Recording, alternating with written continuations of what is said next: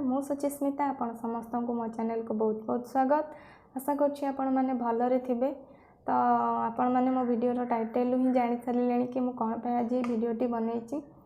मो शाशुघर पाखरे गोटे फैमिली तो तांको सहित गोटे दुर्घटना घटी जाइए। फैमिली जी मुख्य ना हूँ उदय भानुकुंडू। से भंडारी पोखरी जावा अवस्था गोटे रोड एक्सीडेंट होती जहाद्वारा कि से बर्तमान एबे एसीबी मेडिकल ट्रिटमेंट अवस्था अच्छा। दीर्घ 72 घंटा बीतीगला भी वर्तमान पर्यंत सेंस भी आसीनी। से बे सेंसलेस अवस्था अच्छा।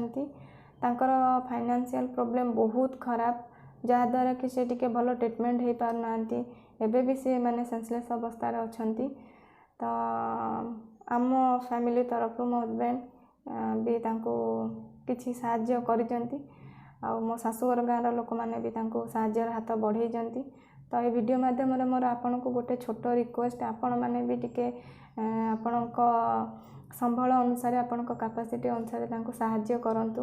मु आशा करुँची आपण मैंने जदि टिके साहाय्य करेंगे चिकित्सा किसी इम्प्रूवमेंट हो पार आ से जल्दी सुस्थ भी होकर घर को फेरी पारे। कहीं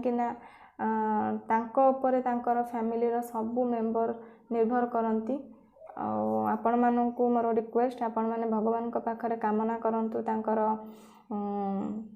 माने सुस्थ जीवन पाई से जमती कि जल्दी भल हो घर को आसी पारंतु आ जल्दी भल भी हो जातु। आपण को स्क्रीन रे मु तांकर अकाउंट नंबर भी मु देछि। आपण माने से अकाउंट रे भी किछि सहायता करि परिबे।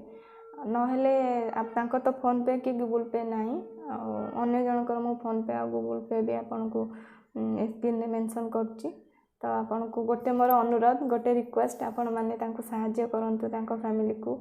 काहेकि ना से गोटे बहुत स्वाभिमानी मनीष आ बहुत हेल्पफुल मनीष।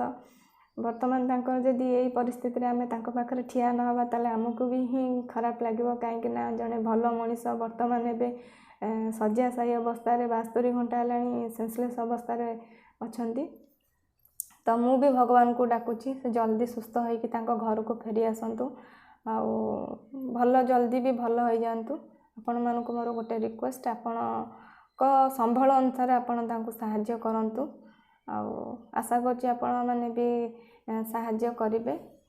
आज पई मोर वीडियो रे एतिकी थिला। पुणी आपण मानक